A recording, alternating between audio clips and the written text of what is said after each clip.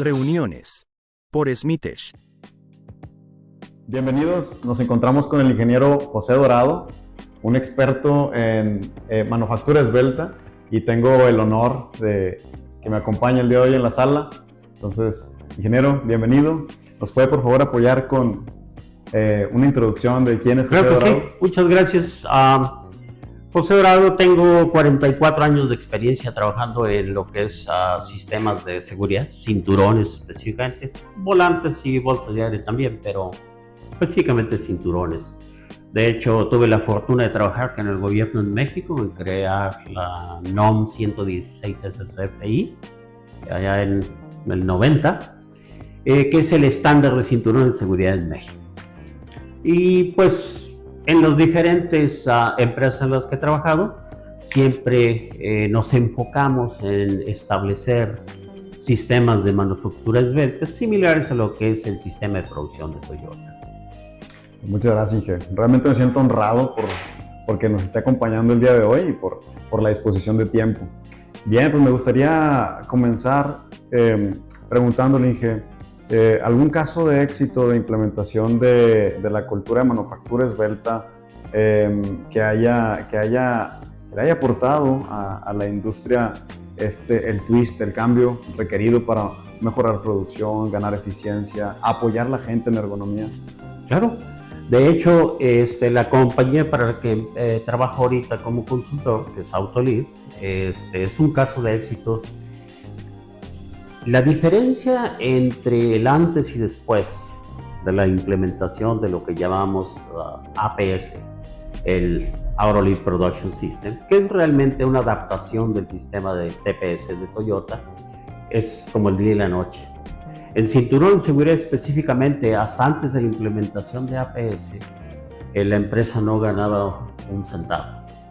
Embarcamos el producto prácticamente a pérdidas, pero una vez que aplicamos los principios básicos, es increíble la diferencia que hizo.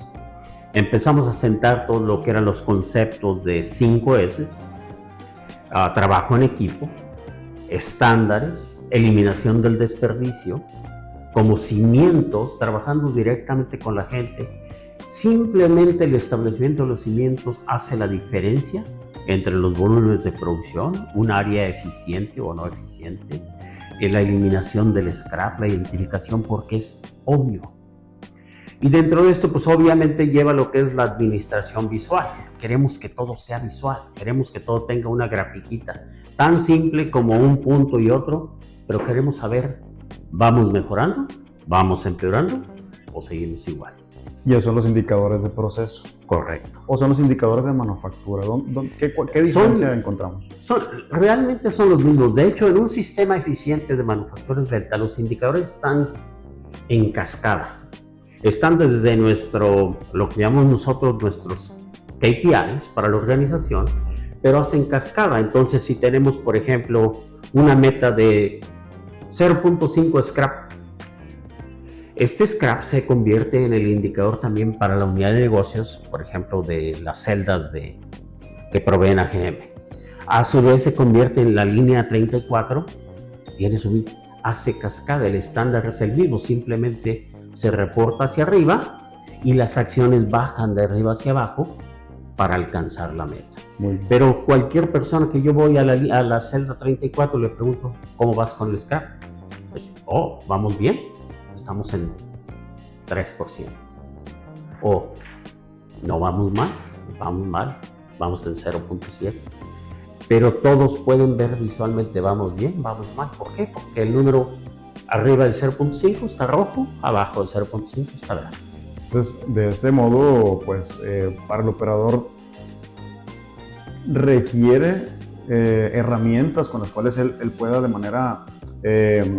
manera anticipada, o mejor dicho, en la línea, reportar eventos, ¿no? Downtime, problemas de los diferentes departamentos que le proveen el servicio para que él cumpla con su producción. Claro, de hecho, lo descomponemos nosotros típicamente en 3 aspectos de la habilidad de la persona para estar procesando partes, que es el equipo, downtime, uptime, si la máquina está corriendo, está descompuesta. si tiene el material, la materia prima que necesita o le falta la materia prima, y la ineficiencia de algo o que sea una persona nueva, por ejemplo, que sea la persona misma la que sus hábitos, su mecánica motriz que no le permite alcanzar los tiempos de ciclo. Y ahí lo vemos en esos tres ámbitos. Entonces ahí entra en juego la parte de la ergonomía en la estación de trabajo. Absolutamente, es esencial tanto la cuestión de ergonomía como la definición de la mecánica motriz, que es lo mejor para ellos. Para esto necesitamos haber diseñado una estación que le permite eficientemente alcanzar todos sus componentes dentro de un rango de máximo 180 grados, que tiene la altura que le permite estar parado y sentado o en una posición intermedia. Todo esto para proteger a la gente, para asegurarnos de que tiene las herramientas, como dices tú, para que puedan hacer. Y como resultado de proteger a la gente, tenemos ya dado el tema de mejorar la eficiencia, ¿podemos decirlo? Sí, porque está incluido. De hecho, una persona que llega en la mañana, a las 7 de la mañana, si el estándar calculado por ingeniería industrial es, por decir algo, 300 piezas por hora, a las 7 de la mañana, 8, 9, lo alcanza los programas. Pero ya por la tarde, de mediodía en adelante, empieza el factor fatiga. Y ese factor fatiga hace que sea cada vez más difícil alcanzar el estándar industrial. Entonces, ¿qué es lo que necesitamos hacer? Necesitamos precisamente considerar la autonomía, hacerlo todo eficiente para minimizar su fatiga, pero también al mismo tiempo necesitamos construir dentro del modelo descansos frecuentes, cambios y rotaciones, lo que es la manufactura flexible. Si ahorita estoy en la estación 3 y mi movimiento continuo es a lo mejor me cambio ahora a la estación 5, donde ahora voy a hacer algo diferente. Perdón que le interrumpa, pero ahí no entra el tema de romper el estándar, ¿o es parte del estándar? Es parte del estándar. Muy bien. De hecho, lo que busca, cuando leemos los manuales de por qué Toyota tuvo tanto éxito, es precisamente eso. Una de las cosas que hacen es la manufactura flexible. Flexible en dos ámbitos. Flexible para el cálculo de los tiempos TAC, es decir, si mi demanda hoy es 5,000 piezas, no necesito 7 personas en la línea. Pero si mañana mi demanda son 50,000 piezas, necesito 10 personas. Okay. Entonces, es la habilidad de operar la celda de trabajo con diferentes números de gente. De acuerdo. Calculadas para correr con 3, con 1, con 2, con 3, con 5, con 7, con 10.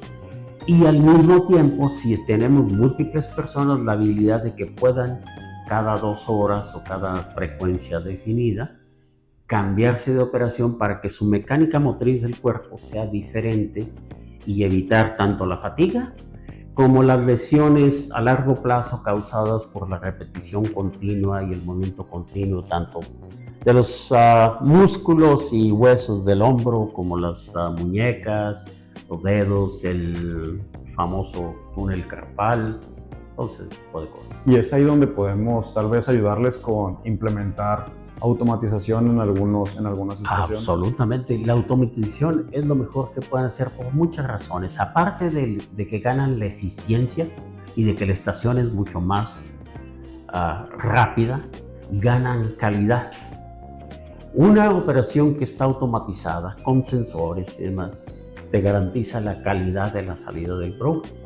Una operación que depende enteramente de la habilidad de la persona, pues la mayor parte del tiempo van a servir bien, pero no siempre, porque entra fatiga, distracción, 100,000 cosas, hasta el caso específico en que algo le está pasando en su casa, la persona está enteramente en otro plano mental, y pues lo que eso lleva a errores continuos en la producción. Así es. Fíjese qué interesante, Inge. Durante la introducción nos platicaba que existen 2 tipos o 2 métodos para saber cuando el operador trabaja de manera continua en producción o cuando se trata de una inspección. ¿Nos pudiera platicar? Sí, es esencialmente lo que recomiendan los estándares es de que si diseñamos una celda de manufactura y un proceso, lo idóneo es que el proceso tenga un flujo de izquierda a derecha, porque es natural para la gente, es natural para todos nosotros empezar aquí y terminar acá. Y decimos que cuando es una operación que no es estándar, por ejemplo, inspecciones, retrabajos, reprocesamiento de partes o como le queramos llamar, recomendamos que el flujo sea siempre de derecha a izquierda. ¿Por qué? Para mandarle mentalmente la imagen a la persona de que, hey, esto es diferente, esto no es lo que hacemos todos los días, es diferente, y la importancia de esto es que verifiquemos continuamente lo que estamos haciendo porque es diferente. Claro. Recomendamos obviamente también la creación de los estándares únicos para procesos que son diferentes a los productivos, para que sigamos el estándar, hagamos las inspecciones, verificaciones, monitoreos, marcajes de las partes que vayan a llevar, que son únicos para saber que fueron procesados. ¿O kaiokes también aplican? Por supuesto. Ahora, Inge, pregunta. Con relación a un tema que rompe el esquema de una producción normal, ¿cómo podemos garantizar que desde ingeniería una estación de trabajo puede funcionar ya sea para producción continua o para un evento extraordinario como un retrabajo, una inspección? Bueno, obviamente lo primero que necesitamos hacer cuando lo cambiamos de un proceso productivo a un proceso extraordinario, fuera de la producción, lo primero que tenemos que hacer es el análisis y sentar cómo vamos a garantizar la calidad. Como decías tú, necesitamos pokayokes, necesitamos gauges, pasa, no pasa. Necesitamos un proceso donde le pedimos a la persona, cada 10 que haga usted, tome uno y mídalo. ¿Es un SPC o sería un IPC? No, es básicamente un control continuo de la producción. Puede ser SPC, si ese uno de cada 10, uno de cada 20, uno de cada 25 que tomamos la lectura, lo graficamos en un gráfico de lecturas individuales rangos móviles, por ejemplo, se convierte en SPC. Okay. Porque la gráfica misma nos va diciendo nuevamente si está dentro del control estadístico o está fuera de control estadístico. ¿Para qué? Pues para hacer un ajuste. Vamos a suponer que estamos rebajándole una rebaba a una pieza de plástico. Si tomamos la medición, vemos nuestra grafiquita, mientras esté dentro de los límites más o menos 2 sigma, todo verde, nada que hacer.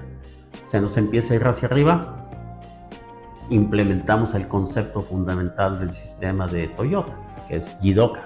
Párese y corrija, párese y avísenos, díganos que algo va hacia arriba, hacia abajo, etc.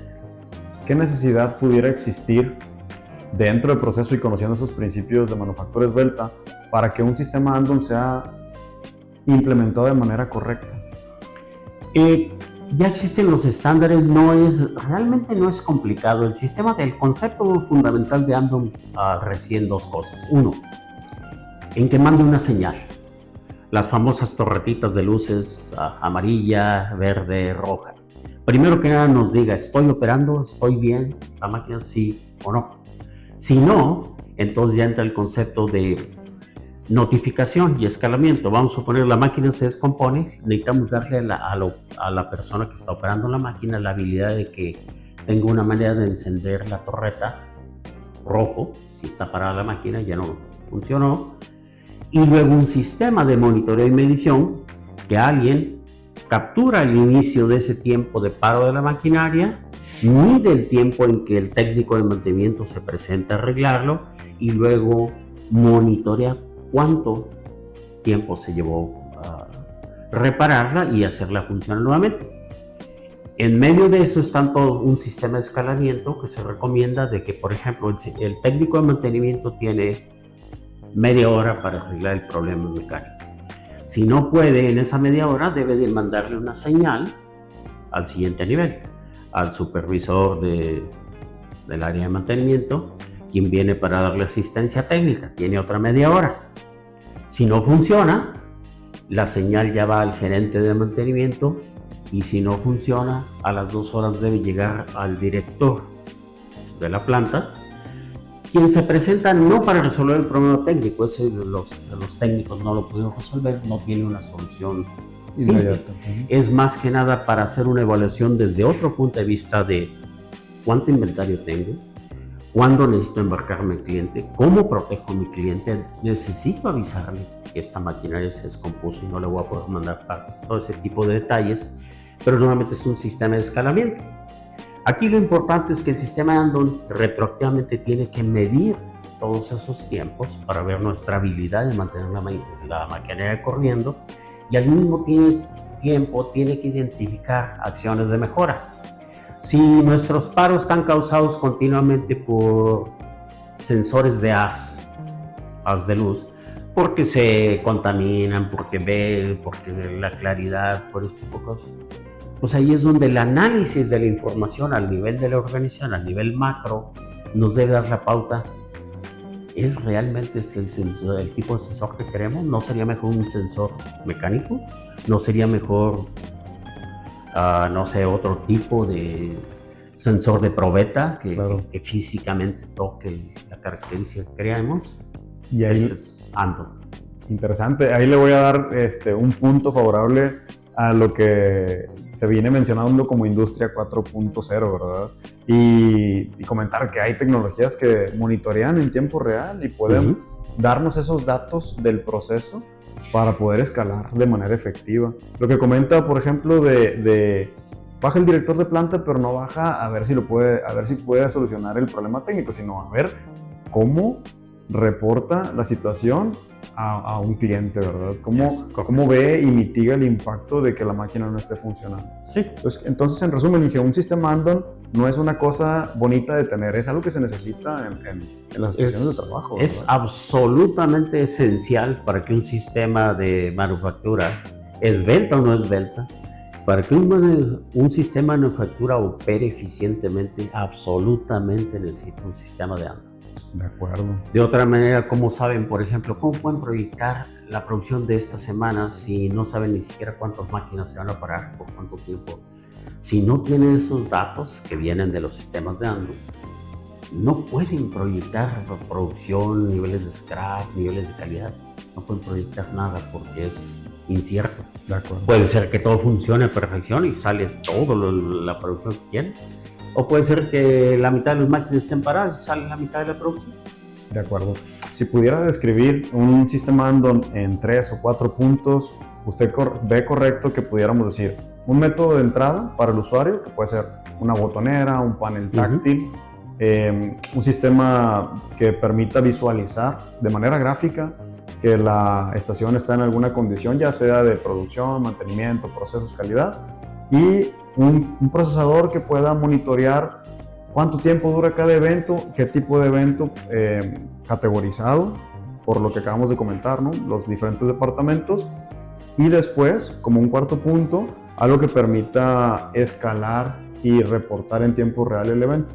Es correcto. Muy bien. Sí, eso sumariza perfectamente todo lo que las expectativas de un sistema Andon. Perfecto, pues interesante, y yo creo que es de suma relevancia que la audiencia entienda, ¿no? Entienda estos conceptos de manufactura esbelta. Y que me siento nuevamente sumamente complacido de que nos comparta tanto de su experiencia y bueno, de tenerlo aquí en el espacio. No sé si nos quiera apoyar para finalizar la sesión, en resumen, ¿cómo podemos nosotros crear una estación de trabajo que sea ergonómicamente aceptable para el grueso de las industrias? Pues es relativamente simple. Empezaría con, ya tenemos los estándares disponibles en la industria que definen todas las distancias, alcance, rotación, movimiento, altura, que evitemos todos los movimientos ergonómicos que le van a causar problemas a la persona. Ya existen todos. Entonces, necesitamos empezar la definición y el diseño de esta estación de trabajo, integrando precisamente a su concepto todos los requisitos de ergonomía. Junto con eso, le integramos los elementos de qué es lo que necesita el proceso, qué es lo que vamos a hacer. Vamos a ensamblar, vamos a comprimir, vamos a prensar, vamos a jalar, qué es lo que vamos a hacer. Cuando integramos estas dos, empezamos con el concepto básico de la estación. De ahí pasamos a lo que es la validación y verificación de todos estos principios, de qué tantas personas vamos a necesitar, cuántas sesiones, qué es lo que vamos a hacer específicamente, y luego los cálculos. Obviamente, para hacer 10 piezas por hora, pues no vamos a ir a diseñar una estación automática, no tiene sentido. No hay volumen. Pero por otro lado, si nuestro volumen, estamos hablando de que queremos hacer 500, 1000 piezas por hora, la única manera es la automatización, con todas las protecciones, y lo primero que necesitamos verificar son precisamente la seguridad y la ergonomía de la persona que va a operar o que le va a estar alimentando los componentes. De ahí pasamos básicamente a la integración de producto y proceso, donde ya verificamos que va a alcanzar nuestros tiempos TAC, que nos va a dar el CPK, PPK de calidad de la salida de ese producto, y de ahí pasamos a la validación final, donde tanto producción como proyectos o fabricante de la maquinaria se juntan para hacer un análisis y una corrida piloto, y todo el mundo queda complacido con los resultados. Ahí hay una transferencia de proyecto a producción, donde ya producción toma la propiedad del producto y lo sigue. Y de ahí lo sigue a través de ¿qué? Pues de los principios y fundamentos que decíamos. Estándares, trabajo en equipo, eliminación del desperdicio, etc. Bueno, y entra la MEF también, ¿verdad? Previo a que... Obviamente, sí. De hecho, la MEF debe ser nuestra guía principal. Nos da todas las cosas que pudieran salir mal. Nos da el ¿y qué pasa si? Entonces, lo que hacemos nosotros, tomamos precisamente con el ¿qué pasa si? O entendiendo la severidad, el ranqueo de severidad, ocurrencia y detección, pues ya necesitamos nosotros cascadearlo a qué tipo de sensor le ponemos, qué tipo de proceso, cómo si va a tener para separar automáticamente la máquina cuando ve un error, etc. ¿El AMEF es un análisis inductivo o deductivo? Por ejemplo, cuando nosotros hacemos el qué pasa si, tratamos de inducir fallas, ¿verdad? Para saber si eso puede ocurrir en el proceso. Correcto, pero en la industria, especialmente en la industria automotriz, nunca comienzas de cero, comienzas de lo que le llamamos nosotros AMEF Master, que contienen básicamente todos los modos de falla conocidos para un proceso de operación. Por ejemplo, si estamos hablando de un proceso de troquelados metálicos, pues ya tiene ahí todo lo que puede salir mal, desde que la tira del acero se movió, se corrió, que se desgastó el punzón. Todos esos modos de falla ya están ahí y tienen recetas típicas de cómo corregirlos. Nos comenzamos con eso y luego lo adaptamos y lo verificamos como en todo el proceso. Lo que planteas tú es más lo que conocemos nosotros como AMEF, ir, ver y corregir, que es, tomamos precisamente ese AMEF y lo vamos a nuestro proceso y decimos, ok, ¿sí? Si funciona, si detecta esto, sí, si le pongo 2 para la máquina, ok, qué bien. Pero luego te da también la pauta de, ¿y qué pasa si yo brinco esta estación? ¿Puedo brincarla? A ver, ahí es donde el what if, el qué pasa si. Y nos da la oportunidad tanto de considerarlo en el documento como a su vez validar que sí es posible, porque obviamente si tratamos de pasar esta pieza y brincar esa estación de trabajo y ponerla en la siguiente, pero esta tiene secuenciación en el código de barras, pues obviamente no te va a dejar, pero lo validamos y decimos, ok, este modo de falla no necesitamos ponerlo, o lo ponemos con una ocurrencia de 1 y una detección de 1, aunque la severidad sea 10, entonces 10 por 1 igual a 10, nada de qué preocuparse. Bastante claro el concepto. Y se me venía a la mente un punto importante, por ejemplo, para calificar un proceso o la entrega de una máquina, al final, pues no sé si pudiéramos llamarle process qualification o cómo pudiera ser que los usuarios reciban. Con usuarios me refiero a que producción tenga una máquina funcional, ¿verdad? O sea, venimos con el AMEF o utilizamos otro tipo de herramienta. No, es fundamentalmente el AMEF, el plan de control y las hojas de inspección y verificación.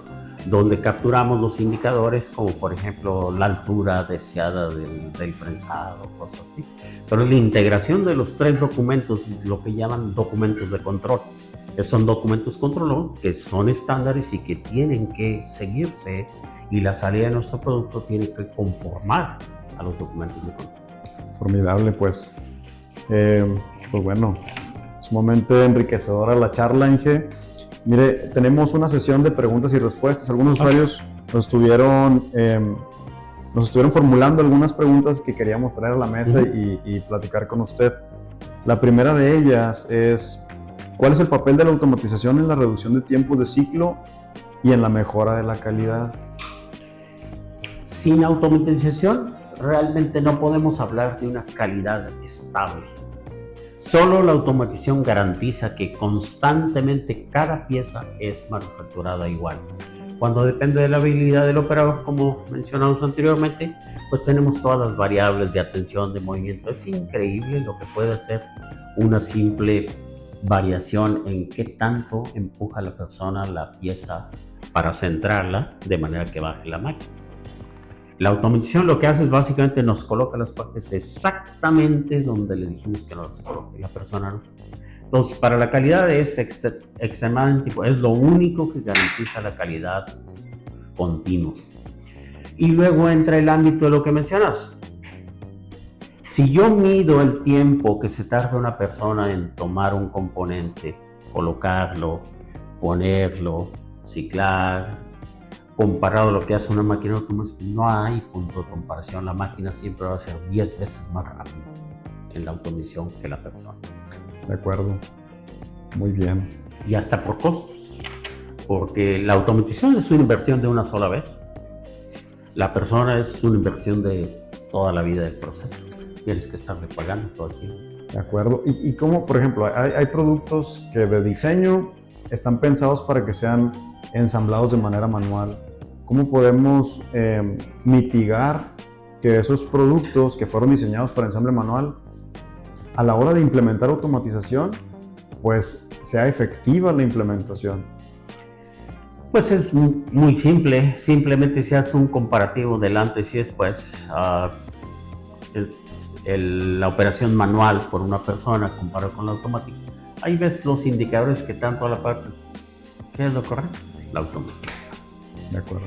El único caso que se me ocurriría donde la automatización no sería la opción es en cuestiones como si son cuestiones de muy bajo volumen. Si vas a hacer 10 piezas por día, no tiene sentido automatización. O en aquellos casos donde necesitas el juicio de la persona de si la parte aceptable no está basado en parámetros de apariencia, color, porque la automatización pues no ve el color. O no lo veía, ahora las nuevas cámaras y demás también son bastante eficientes. Sí, los modelos que se han estado creando de visión para poder hacer inspección, detección y análisis de lo que está sucediendo con las piezas. En este caso, si traen diferencias de tonos, ya es factible poderlo cachar. Sí. Muy bien. Mire, otra pregunta que tenemos, son 5 preguntas. Sin embargo, la segunda es, ¿qué criterios se deben considerar para garantizar la seguridad y ergonomía en una estación de trabajo? Los criterios son los que definíamos, están en el estándar, lo que es alcance, distancia, movimientos repetitivos, el que no tenga que doblar la muñeca para sacar una parte. Ya están definidos todos esos criterios de la ergonomía, pero al final de cuentas lo último siempre tiene que ser la voz del usuario. Si una persona empieza a quejarse de que le duele la muñeca por esto, es cuando nosotros necesitamos comparar nuestro estándar, nuestra sesión de trabajo contra el estándar y considerar lo que nos está diciendo para ajustarlo. ¿Por qué? Porque muchas veces podemos, por ejemplo, poner una persona muy alta en la estación de trabajo o de baja estatura y va a ser una diferencia enorme para ellos en lo que es la fatiga, la economía, lo que tienen que hacer. La persona de baja estatura va a tener que estarse estirando continuamente y este movimiento de estire continuo les da un alto factor de fatiga en lo que es la clavícula, el hombro.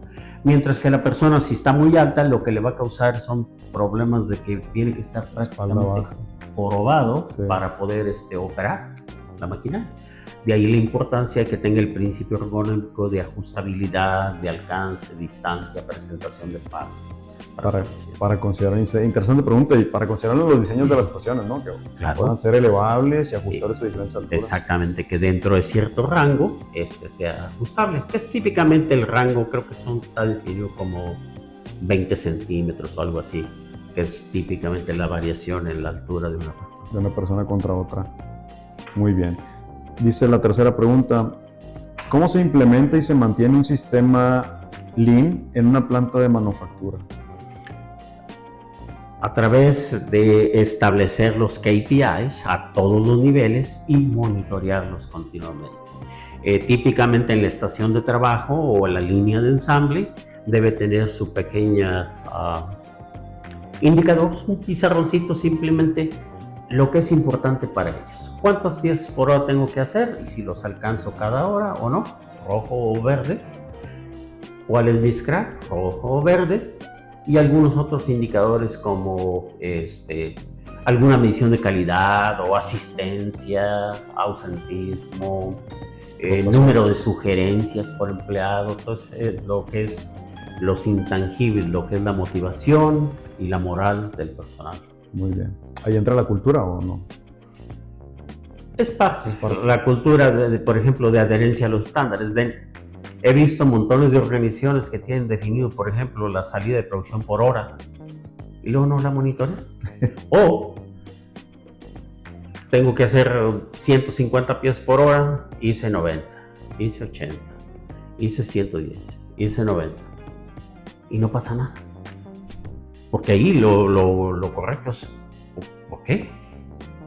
Es preguntarse por qué le previene a la persona de alcanzar los 150. Cuando hicimos el análisis de tiempo, movimiento de la ingeniería industrial, definimos que el 150 era alcanzable. ¿Por qué ahora no lo alcanzamos? ¿Qué cambió? Y la responsabilidad de la gerencia es nuevamente, es aceptable, a todo el mundo le pasa una hora, no lo alcanzas. Quizás 2, pero esto debe ser como el béisbol. 3 strikes, out. O más bien 3 strikes y la injerencia de los responsables del proceso de qué necesitamos resolverle para que él pueda alcanzar a hacer 150. Claro. Lo que no es aceptable es continuar. No hacer nada, ¿verdad? Todo rojo y no hacer nada. Eso. Pero eso ya es una responsabilidad gerencial, no de la persona. El enfoque siempre es qué en la organización le previene a la persona alcanzarlo, y nuestra responsabilidad como líderes de una organización es precisamente quitarle los bloques que le previenen en alcanzar su objetivo. Porque el otro fenómeno que se ve es una persona se frustra. Él sabe que tiene que hacer 150. Él quiere hacer 150, pero no puede hacer 150. ¿Qué pasa? Eventualmente dice, esto no es importante, no sirve, ni siquiera dicen nada. Y se va a otra organización donde sí le dan las herramientas, la atención para alcanzar su meta, porque para ellos es importante. Todos los humanos somos altamente competitivos, entonces cuando vemos que tenemos que hacer 150, queremos pasar de 150. Por eso es importante que la meta sea visual, ¿verdad? Todo el tiempo.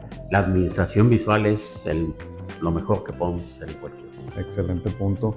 Miren, que otra pregunta sería, ¿cómo es que se ligan los departamentos de mejora continua y automatización? A través del análisis de la información, por ejemplo, si ya sentaron el sistema de Andon y Andon les está dando las pautas de qué funciona, qué no funcionan las máquinas y equipos, ahí es donde mejora continua tiene que tomar la tarea de hacer el análisis a nivel macro y luego trabajar con mejora continua para, esto es lo que vemos, ¿cómo lo resolvemos? Y realmente mejora continua y la automatización y los responsables de la maquinaria y el equipo son los que les pueden dar la respuesta técnica que proviene de qué es lo que vemos que necesitamos mejorar. De acuerdo. Quinta y última, dije, para no cansarnos, dice, ¿cómo se puede medir y analizar los KPIs relevantes para la continuidad para la continuidad operativa. Creo que esta ya nos la explicó, pero no siquiera resumir. Sí, esta es importante. Obviamente los indicadores en la línea, en el proceso, en lo que está sucediendo, pues los revisamos diariamente, continuo. Pero hay otros KPIs que no son diariamente y que son continuos, que tienen que ser revisados por la organización a intervalos razonablemente frecuentes. Típicamente existe un sistema operativo de calidad donde el gerente de la planta con los gerentes de departamento se sientan cada semana y ven cómo vamos. Dependiendo si vamos bien, perfecto, monitoreo los resultados. Si vamos mal, ¿qué estamos haciendo para regresar el resultado al nivel de aceptabilidad? De acuerdo. Y esa es una pregunta que yo le quiero hacer a modo personal. ¿Los indicadores debieran ser dinámicos o mantenerlos siempre que por ley nunca cambien? Deben de ser, por ejemplo, cuando hacemos el análisis, sentamos los KPIs que son absolutamente importantes, por eso son Key Process Indicators para la organización. Están basados en algo, están basados en el análisis de nuestro desempeño, típicamente del año anterior. Entonces los sentamos como meta y deben ser sagrados. Que los alcancemos o no los alcancemos, no lo sé. Pero la meta, el objetivo, ese se mantiene, esos son fijos. Lo único que cambia es que también los llenan. De acuerdo, de acuerdo. Pues bueno, con eso cerramos la sesión del día de hoy. Agradecemos mucho que nos estén viendo y agradezco la participación del ingeniero José Dorado. Nuevamente, ha sido muy grato charlar con usted, ingeniero. Muchas gracias.